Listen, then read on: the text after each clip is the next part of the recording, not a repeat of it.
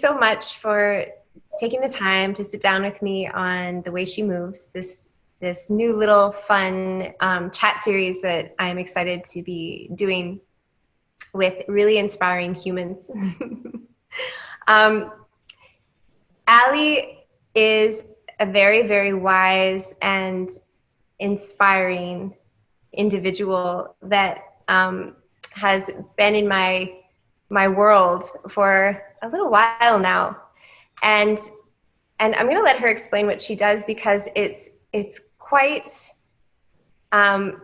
expansive. She has a lot of different avenues for expressing her wisdom and sharing her passion. She has a YouTube channel called The Perception Trainers, and Allie, I saw you have like hundreds of videos that go back all the way 6 years ago. You started making these videos. Yeah. So I guess I'm just really interested and curious to know about your journey. What got you here? And I know that's a huge question, so you can go back as far as you feel drawn to go back to. Sure. So I think I would like to just say that the thing that has always motivated me from the time that I was born was I wanted to understand why we were suffering and what we could do to stop suffering. And I think that this work that I do now is literally just an embodiment of what I've kind of always done with my life, which is I am deeply fascinated by humans and why we are the way we are and why we do what we do and why we think what we think and why we behave the way we behave. And also, I'm not just like a neutral observer. I'm also very empathic. And so I grew up not knowing that I was empathic. So being able to feel what everyone around me was feeling, like later discovering that I literally can put myself in other people's bodies and I can physically feel what's going on with somebody. And I can tell all of the things that are going on in their system and the lineage behind that. And like, these are not skills that I had to like develop as like they are just who I was. But I didn't know that not everyone was feeling that way and having that experience. So like when we would walk into church and I would feel like a crazy person because everyone's bringing all their pain and I just like can't handle it and I get so overwhelmed, I would think there's something wrong with me because everyone else seems to be fine. And my dad would be like, stop letting it bother you so much. And I'd be like, what do you mean? Like, it's so fast forward, I kind of learned like, oh, okay, this is something unique about me. And then, yeah, it really has just come from seeing my own suffering, seeing other people suffering, and really feeling like if I could figure out why the suffering was happening, and if I could figure out how to do something different that would make it better for myself, I could pass that on and help other people. And that's been the through line for my whole life of everything that I've gone through that was really hard or was me suffering has been like, okay, but if I can get through this, I know I'm not the only one going through this. I know I'm nowhere near the only one going through this. And so if I can figure out why and how and what to do, I can help other people who are going through the same thing. And kind of before we were recording this, I asked Megan what her intention for this was.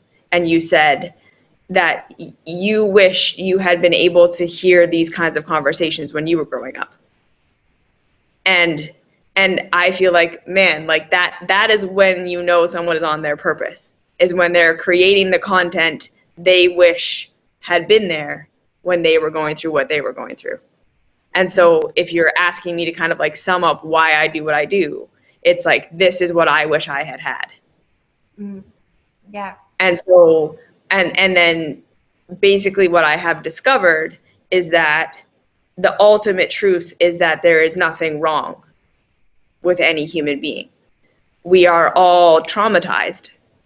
We are all have been shamed and blamed and traumatized in our natural expression as a human being, which is still very much a part of nature. Like very, very, very much a part of nature, just with self-awareness. And so what we know about nature is that when nature is nurtured, it grows into whatever it's going to become. And when it doesn't grow properly, we say, what's wrong with the environment? We don't say, what's wrong with the thing? Yet with ourselves, when we can see that we're struggling and we're not growing the way we want to be growing, we're in self-destruction, we're in coping, we're in addiction, we're in pain, we're in suffering, we think, what's wrong with me? And so my whole message of everything that I do is there's nothing wrong with you. If you're in pain, if you're suffering, if you're not growing, if you whatever, it's that you're not being supported in being your true self. And so how do we as adults learn to support ourselves?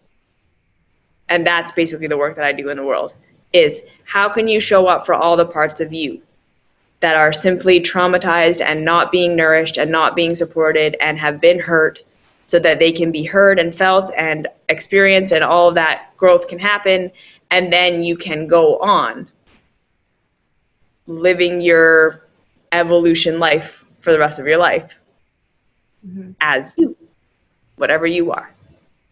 So that, I think, is a summation of me and what I do. Awesome. Yeah, very, very cool and expensive what it is that you do. And I read on your website that you grew up with anxiety and depression. And is this where a lot of this journey for you has kind of sprouted from? What was that like for you? When did it start? Do you still experience anxiety and depression? No, I'm completely healed. I'm not anxious ever. I'm just in complete zen all the time. Yeah. No, of course not. So I was literally sent to the guidance counselor in first grade because I was so stressed out.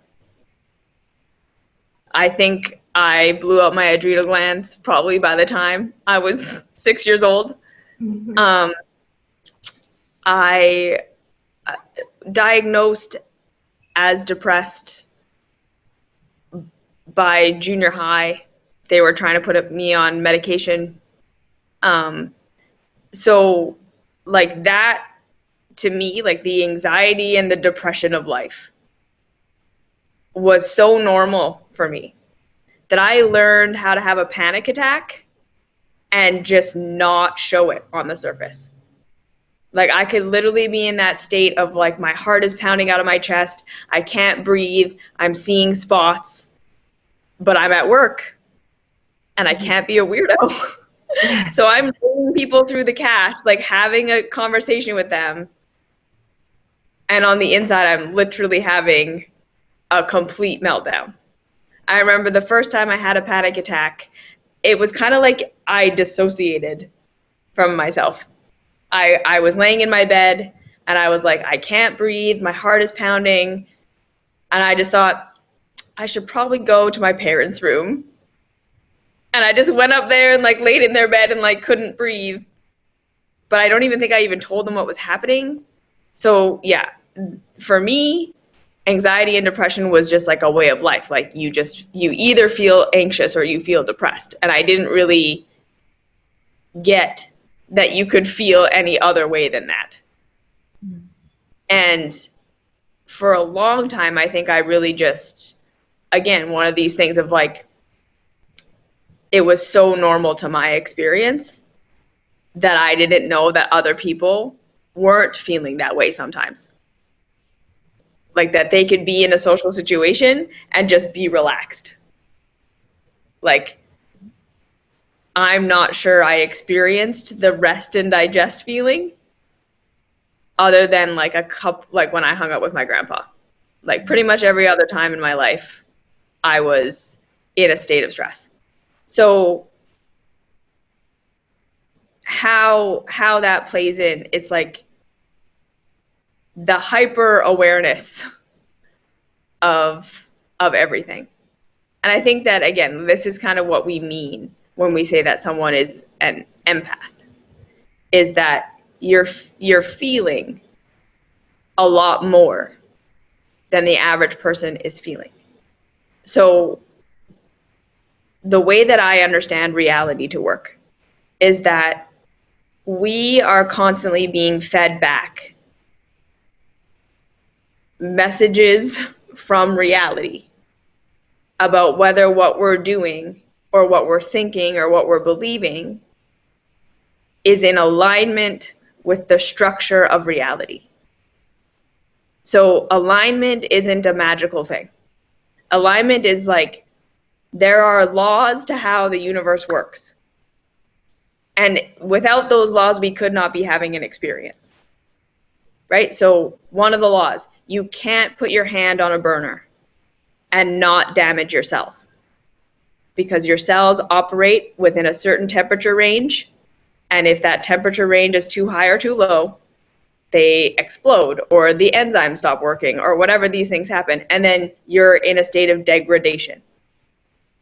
And again, being that humans are still very much a part of nature, the one thing that is the characteristic of life is that life wants to grow. So anything that is hindering our growth is going to cause us pain. And if we keep doing that, it's then going to turn into suffering, where we keep putting our hand on the burner, keep putting our hand on the burner, keep putting our hand on. Now our hand is damaged. We can't do normal tasks. Now we're suffering. So part of learning the structure of reality is understanding that the first feedback we get is feeling. Feeling has no time attached to it, right? So logic takes time. We need to walk out what we're doing and then see the results and then understand why that result happened. That's all time. Feeling is immediate. When you are about to put something in your mouth, that's not going to serve your body. When you're really tuned in, you will feel it. You won't even want to swallow it. When you connect with somebody and you immediately just, your body relaxes, right? There's no time there. You just know this is serving my growth. So if we can, again, understand that we are a part of nature. And so therefore, when we get these good feelings, it's simply that feedback of this is growth. This is in alignment with the structure of me, the structure of reality. This is my best growth path. When something hurts, we get that feedback. This is against the structure. I am breaking myself against reality. So anxiety and depression, emotional feelings, are showing us there's something out of alignment here. The structure is being broken. And that can be because I'm thinking something that isn't in alignment with reality, and therefore I'm going to act on that feeling, or I'm going to act on that thinking, and that action is going to take me out of alignment, and all of these things. It can be a belief about yourself, a belief about your worth and value in the world. It can be all of these things.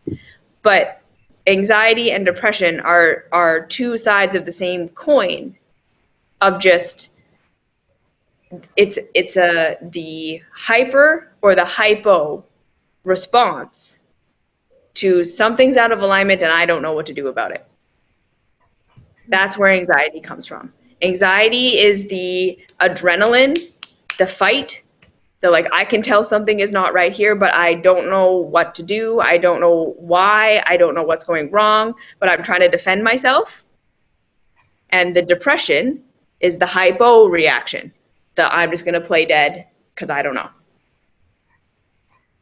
And so when you're empathic, what this really means is that your nervous system is more open to feeling a wider range of the consequences of us as humanity and the things that are out of alignment in how we live than the average person. And I think that a lot of people in the spirituality world talk about unity consciousness and wanting unity consciousness. And I'm always like, you want unity consciousness with a humanity that's in alignment. But unity consciousness right now means you're empathing and feeling how deeply out of alignment everyone and everything is. To be in unity consciousness right now is to simply just be crazy. Because you're feeling so much of what everyone else is doing that's crazy. And crazy in the sense of against reality. So that's been my experience of anxiety and depression, is that they are simply the feedback mechanism of like, my nervous system is completely overwhelmed with the messages that I'm getting about what is and isn't true. And I don't know how to separate consensus reality, so what I've been taught and trained to believe is the right thing and what gets me approval in society, versus actual reality. And these two things can be very difficult to unpack, because as a child, when our nervous systems were growing, consensus reality was survival. Fitting in with what your caregivers and the people around you thought was correct behavior was how you got fed and loved and your needs met. So we all learned that reality is codependent, right? I don't know how to nourish myself. I don't know how to feed myself. I don't know how to identify my own needs and get them met. I am dependent on this external source to understand me, and then I need to behave properly so that they will meet my need. And then that's how we learn consensus reality. That's how we learn to be who we need to be, to start to shut down these parts of ourselves that aren't being accepted, all of these things. And yet we're going to have all this emotional feedback. So the more our consensus reality in our childhood differed from real reality, as we grow up, that's going to be more and more anxiety and depression, more and more anxiety and depression, as we have to continue to behave in this way that's out of alignment with our true growth.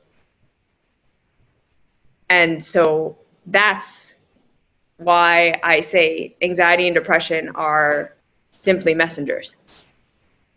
They are not that there's something wrong with you. It's a good thing, right? It's exactly the same thing as saying if your hand hurts when you put it on the burner, there's something wrong with your hand that it hurts.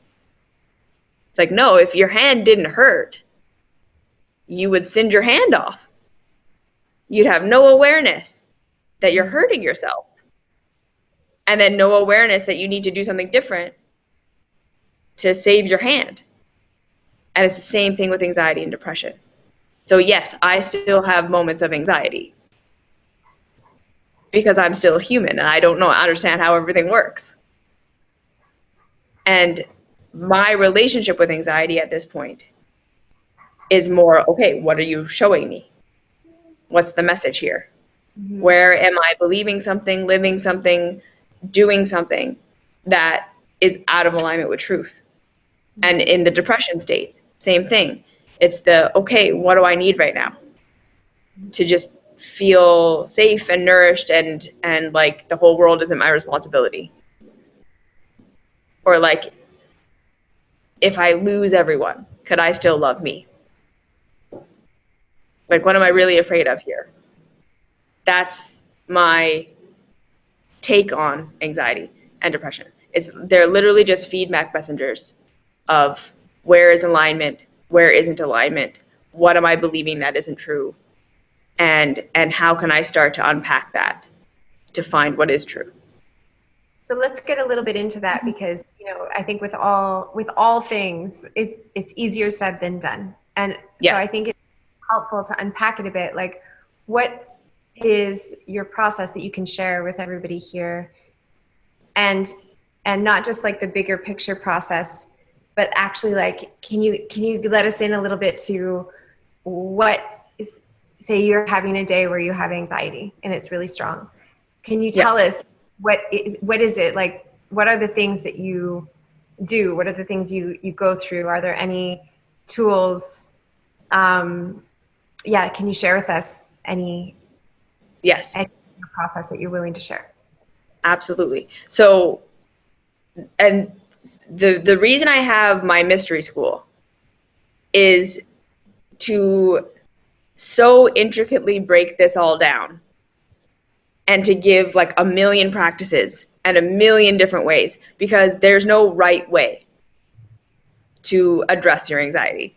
And there's no right way to address your depression. There's 100 different ways, and learning what works for you is a part of the process. Like, really, this discovering your path is so much a part of the human life and the human experience. And that's why I say, like, I don't teach from a guru mantle of like, here's the path and here's what worked for me, so do it like this and everything will be great in your life. No, we're all human. We're all going to be learning and growing and changing and evolving together forever. So what I'm about to say is general and specific things to do, but I also want you to understand that these things are a practice, right? It's like, what's a good pose to help with back pain? Well, how about headstand? Well, what if you can't do a headstand? Yes? So you work up to learning headstand, and then you get the benefits of headstand. But you also get the benefits as you're doing the learning how to do a headstand. So it's the same with what I'm about to say. If you can't do what I'm about to say, practice. And practicing building the skill to be able to use the tool is just as important as getting to the place where you can. Okay? So I kind of want to preface it with that.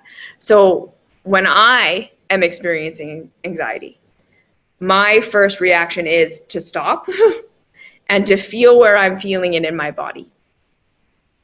So this is the somatic work. I didn't come up with this, and I don't claim that I invented any of the things that I teach. This is kind of common knowledge. But to actually have this is how I break it down, that's kind of what I have to offer. So where do I feel this in my body? Where is this showing up for me physically? Because number one, the first thing when we're in anxiety, we're in our heads. Right? We're in projection, and it may not even be that we're aware of it. Okay? We can be thinking, no, I'm totally in the present moment. I'm with this person and they're judging me and we're not even seeing that it's like, yeah, but them just judging you right now means nothing. But what you're making it mean, that if they judge you, they reject you, then this, then this, then this, then this, then this, and your mind's already way over there. And we have no idea that we're even doing that. We're telling ourselves stories all day long. And we think we're in reality. And we're just not. And that's causing anxiety because, like I say, we're inventing a whole bunch of things that have nothing to do with real reality.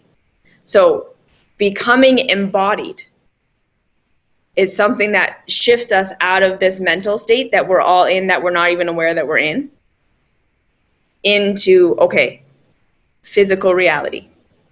I feel it in my chest. Okay, what does it feel like in my chest? It feels like a gripping, right? And if we can start to go into descriptive feeling words, so heavy, light, clenching, expansive, floaty, instead of trying to say anxiety or depression or sadness, like where we're already labeling it as I already know what this is, and we all think we already know why it's happening. We want to just get into, okay, but what does it feel like? Like, what is the actual feeling?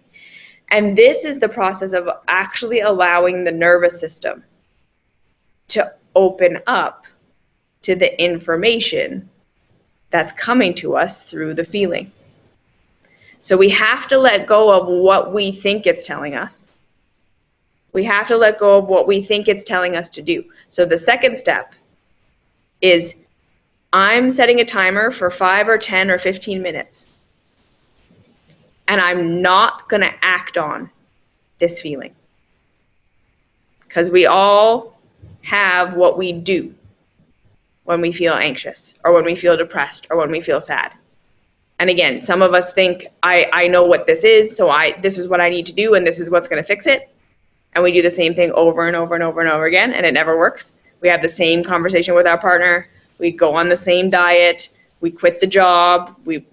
All those loops of we all have our thing.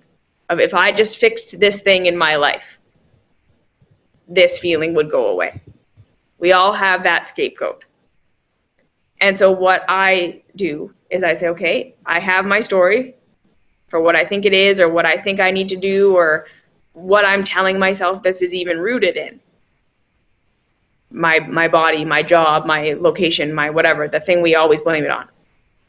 And I'm just taking 10 or 15 minutes where I'm not going to act on that. I'm taking the keys out of that traumatized child's hands. They don't get to drive the bus. That's a quote from Yvette. She's a therapist in Vancouver. So we're sitting, we're feeling, and then we're saying, I'm just going to be with the feeling. And I'm going to try to get open and curious about it, rather than trying to make it stop, trying to fix it, trying to change it, and truly allowing myself to actually experience the whole ride of the emotional feeling. And this is where I say, this is why this is practice. You're going to try to practice this because it's going to be intense. When we first start to actually embody our feelings and let them just ride through us, we're probably going to feel like we're going to die. Like the very, very first time I did this, I was like, my heart is going to stop. It is beating so fast, I am convinced I'm going to die. Right? And that's why we're all so addicted to busy and distraction and all this. Because when we stop, we are all going to have a lot of emotional email backlog. So I kind of talk about it like it's like an email inbox that all of us have not looked at for like 5 or 10 or 15 years. And so you open it and there's like 4,000 emails. and the emails are getting like increasingly urgent, and now the top one is just like all blaring cap letters. So that's what it feels like when most of us start to open our emotional inbox. It's just all this rush of feeling that's coming from 100 million different places, and it's very overwhelming. So again, start with I'm having this anxiety, depression, whatever I don't like. Where am I feeling it in my body? What does it feel like? And can I be with the feeling with openness and curiosity and letting it do whatever it's going to do? Like literally surrendering to if it kills me, it kills me. For 5, 10, or 15 minutes. Can I just let myself feel, right? And your mind is going to go, and that's fine. Just keep bringing it back to what you're feeling. Okay, now it's expanding. Okay, now it looks like I see this vision of like fire in my chest, and then I see a vision of this or that, or right, just really allowing yourself to experience, and then taking 5 or 10 minutes to journal about what you just went through, because feeling is an intelligence, and it's gonna sound magical until you experience it. Was that when you just let yourself feel, so you're actually letting your nervous system process something, that it's not logical, It's something you experienced already in time, and that gave you a message that you didn't get. And then you got that message again and again and again and again and again, and now it's all urgent blaring. You sit with it, it processes through your body. And then you will have new awareness in your intellect that wasn't there before. And the way to access it is to simply go and write about it, or talk it out with somebody, or talk it out with yourself. Or sometimes you're going to want to like punch a pillow or cry, or there's going to be some sort of release. And so do that. And then just be with what comes after that. And so this is not something that's going to make you feel better right now, necessarily. This is work we do over time, because over time, as you continue to do this, you develop resiliency, you develop the container for your body. Like literally you build your vessel, as Gabriel Kusin says, to be able to more and more and more process this electricity through your nervous system, which again is information that then trickles its way into your consciousness, that starts to tell you why you're anxious, why you're depressed. You start to see things you didn't see before. You start to understand things you didn't understand before. And then you start to say, oh, okay, I need to stand up for myself over here. Or I'm suppressing this part of myself. Or I really want to do this thing and I've been telling myself I can't. Like it's always going to be something very practical that you never even thought of before. So that's what I do. Feel it. Where is it in my body? What does it feel like? So again, get into feeling words. Heavy, light, sinking, crushing, whatever that is. Be with the feeling. So that's the practice part. It's hard. And it's normal that it's hard. I still struggle with it sometimes. There are still days where I'm like, I think I'm going to go putter around the house. And there's like so many things that I can do, and I can write a blog, and I can do this, and I can do that, and I don't need to feel this right now. So that's normal. Feel it. Have your emotional expression. And then process a little. Journal, talk to a voice recorder. See what comes up from you after you've let yourself process. And then slowly, over time. And do you have any advice for people out there who don't have that time? You know, like just say they're at work and they get a panic attack, or they're just very anxious, like, and they don't have the time to go set a timer and sit with it and then journal after, but you know, they're in a situation. Do you have any advice for people that when that happens? Yes. If you have no time, if you have no space, you can't even do anything that looks like something on the outside. The one thing to do, validate yourself. I'm feeling how I'm feeling for a reason. There's nothing wrong with me. This is just a messenger. This isn't who I am. This isn't what my life is going to feel like forever. This is just a messenger. And even just that, right, takes our nervous system down. Because again, almost all of us go into an immediate state of shame or guilt or self-abandonment when we're feeling an uncomfortable or negative emotion. So if we can learn, again, this is you build up this skill of how to be with yourself in whatever you're experiencing. Because a huge part of the trauma of our emotional experience is that we learned how to shame and guilt ourselves when we are feeling what we're feeling, or how to abandon ourselves. We're either blaming ourselves, what are you doing wrong? How do you fix this? What's wrong with you? I can't believe you're doing blah, blah, blah. Or, yeah, we're fucked. We're totally messed up. There's nothing we can do. And we abandon. And it's all based on there's something wrong with me. So if we can start to say, no, no, no, this is just a message that there's something off, but it's not me. I'm experiencing anxiety because I was trained to live out of alignment with truth. And the more you see it, the more you're going to be like, oh, okay, right? Like, and this is that whole, everyone's like, how do we wake up out of the matrix? Take the red pill. What does that really mean? And I'm like, it's not esoteric. It's not, it's literally like, oh yeah, no, our food system is totally out of alignment with reality. Like, we never go outside. We don't get sunshine. We sit in offices all day and pretend that and do work that we hate. Why are we all depressed? Right? Like it's really not as magical as we think it's going to be a lot of the time. It's a lot more practical. But there is still the magic to it. There is that.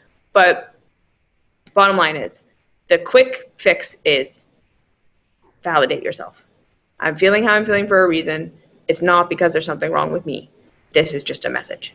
And even if I don't get it right now and I don't know what it is, and that's okay. It's okay. I'm just not going to abandon myself. I'm going to be here with me. We're going to figure it out together.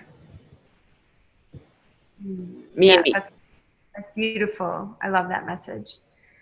I love it. Do you have anything else that you want to share with the people out there, that anything at all, and anything that would be potentially helpful, or anything that's relevant right now to where you're at, anything that's relevant in the way that it's something that you're learning that's helping you? Mm-hmm. I think my biggest message right now is, right, especially in this time where everyone has an opinion on what's really going on, and there's lots of theories, and we're all in this state of like uncertainty. Like, really, we don't know what's going on in the world, and we don't know why it's going on, and we don't know where we're going. Right? Like so much of humanity, we're all kind of looking at ourselves right now going like, whoa, what is this? Where are we going? Like, all of our plans got thrown into the air, and life changed overnight for the whole world. And so when we're asking ourselves, like, what do we do with all this uncertainty? What do we do with all of this? We're seeing all these issues now in ways we didn't see them before. And it's overwhelming, and it's a lot. And this is not the world we want to be living in. This is not how we want to be treating each other. This is not what we want to see. What do we do with this? And my number one thing is this: stop looking outside yourself for disclosure, or someone to have the answer, or for someone to tell you what the truth is, or for things to change from the top down, because they're not going to. It's not going to happen, because everyone is coming from their perspective. As much as we want to say that someone is evil, or something is bad, or something is wrong, whatever, that person and those organizations and those structures all came to what they are, honestly, through their experience, through what they perceived to be the truth, and what reality was, and what they needed to do to survive, and build on that. So if we're living in a world where that's where the structures came from, all the structures came from just human beings doing what they thought was right, doing what they thought was necessary for themselves. As barbaric and awful as we might think some of these things are, everyone is acting from, this is what I have been trained to believe that I have to do. And the reason we have gone so far with so many of these very objectively harmful ways of being is because we are disconnected from our feeling. People at the top of our systems who are having the most success are the most disconnected, cannot feel their humanity, Like, we have people who literally say that they're lizard people. And it's like, I agree with that in the sense of, like, they're living from their brainstem. Like, there's no prefrontal cortex mammalian brain activation. It's complete survival. What do I need to do for me and myself? Fear state. So if we can look at that and say, okay, if that's the system that built the systems, as an individual, what I can do that is the most powerful thing is reconnect to my humanity. Reconnect to my capacity to feel. Because then I don't need to go all the way through something before I realize, oh, that's really harmful. You have the feeling. And as you start to reconnect with your own feelings, and that's going to be a process, you stop projecting. Again, not to say that there aren't horrible things happening out there. There are. And it's not to say that you aren't going to participate in ways to remedy those things. But if you're doing it from a place of fight or flight, you're trying to fight and judge and project and get rid of that horrible thing, you don't understand it yet. We need to go inside, figure out for ourselves where our traumas are, really learn to be with our own selves, really learn to see where we're projecting that which we think is evil in ourselves out onto the world, our judgments of where everyone should be and what everyone should be doing, and seeing that, okay, well, that's our perspective, and maybe we're correct, but again, where is our actual power? Our actual power is in our day-to-day, minute-to-minute, in our communities, in our families, in our relationships world. Because if every human being was focusing on their community, no children could be abducted. No abuses of power could take place.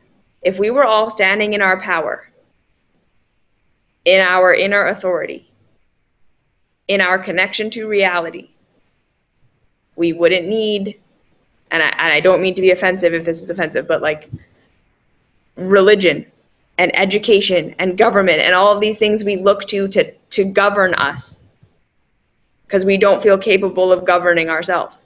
We're looking for the rule book, and so then we're handing our power over and we're saying, you tell me the answers, and in exchange, I'm going to give you my autonomy.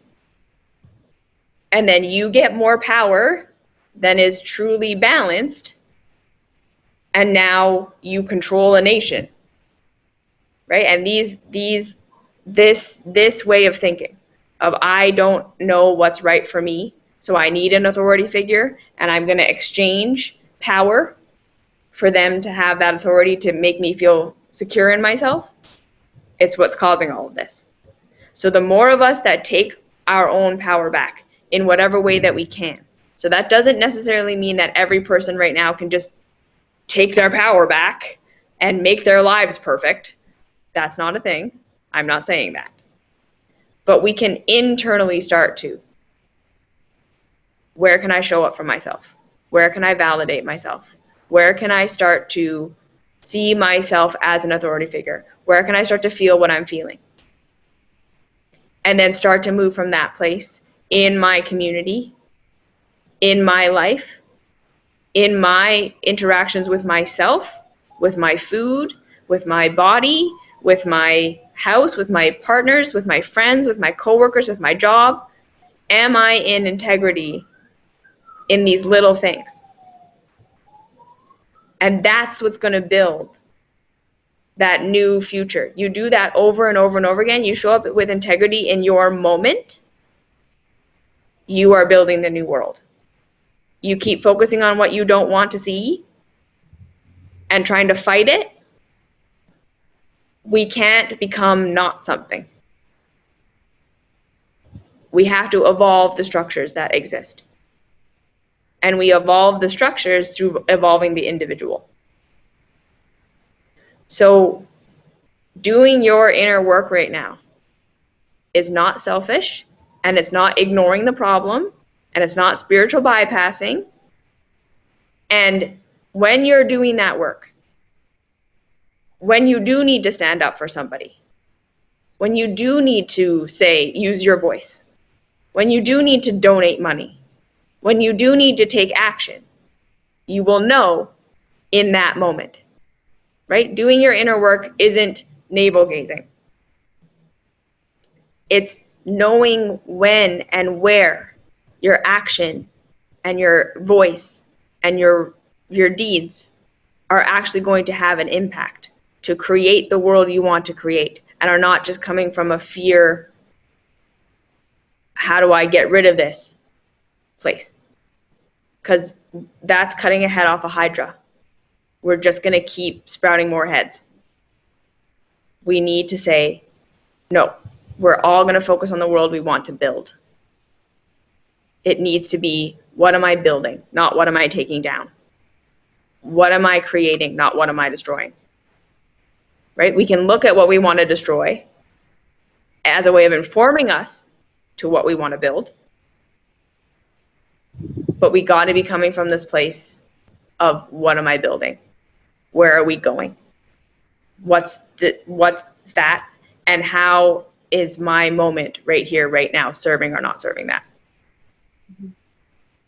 So don't get caught up in the theories and the what's real reality, and am I going to get taken advantage of and microchipped and all this. Be in your moment. And if and when you need to defend yourself from a microchip, it's going to be in a moment. You're not going to be able to predict it. It's going to be because you're awake in your moment and you're taking your moment seriously. The more you are anchored in your moment, the more you're going to know what to do. And the more you don't know what to do, the more that's just an opportunity to be with yourself. And like Ram Dass says, make your life your practice. This isn't, you don't have to get up at 4 a.m. and do your meditation. Be at your office job and practice feeling what you're feeling while you're doing it. Like literally just that. How do I feel when I'm typing this email? And don't judge it. I shouldn't feel this way, but just notice. Can you just start to notice? What does it feel like when I just take a deep breath? Can I set a timer every 15 minutes just to remind me to like look up? Like just get out of my head and into my body. That's what's required right now. We need to reconnect to our humanity, because that's how we're going to build the new world. Because the world we have right now is built on our brainstem. So if that's not what we like, we need to move into our humanity. And if you do it, you're one more person who's doing it. And then if everyone did it, we'd have what we want. So use your power, use your voice, your currency, which is your life, for that which you want. Awesome. That's beautiful. So where can people find you? Okay. So YouTube, Perception Trainers. We'll put the links in the below. Yeah. Yeah. I have my website, perceptiontrainers.com. My mystery school, if you want to go like really, really deep with me, there's 2 one-year self-study programs with videos and written content. I think there's there's over 100 videos in there and 1,000 pages of documents to help you like really go deep on this stuff. So if anything sparked your interest there, you can find me. It's the Aliyah Mystery School on Patreon. And then I'm Aliyah_PT on Instagram. I'm Perception Trainers and Aliyah Washington on Facebook. Everywhere. He's everywhere. All the links are in the section below. And I want to thank you so much. You just shared a whole lot of wisdom and depth and truth in a very short period of time. So thank you for taking the time, and not just now, but the span of your life, to look so deeply and intricately at the complexities and the different depths of what it is to be human. I really enjoyed listening to you and taking it all in. So thank you so much.